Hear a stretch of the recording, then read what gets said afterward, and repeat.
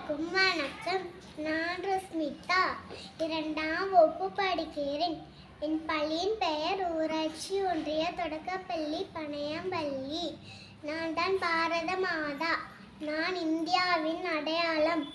நான் எப்பொழுதும் தேசிய கொடியை கையில் பிடித்து இருப்பேன். பாரத தேசம் நமது தேசம். வெள்ளையர்களை விரட்டி என் கை விலங்குகளை உடைத்தனதான் சுதந்திர தினம். நான் சுதந்திர காற்றை சுவாசிக்க பல வீரர்கள் உயிர் தியாகம் செய்தனர். நீங்கள் சுதந்திரமாக வாழ நான் பல கஷ்டங்களை தாங்கிக் கொண்டேன்.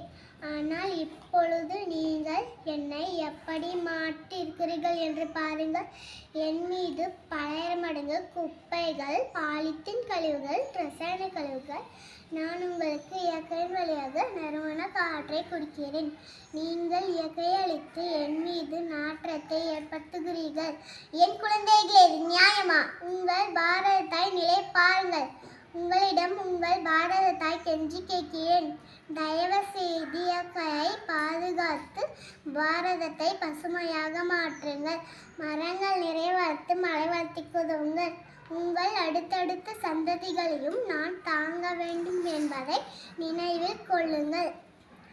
சுற்றுச்சூழலை பாதுகாப்பது நமது ஒவ்வொருவரின் பொறுப்பு என்பதை உணர்ந்து இயற்கையை பேணி காத்திடுங்கள். நன்றி, வணக்கம்.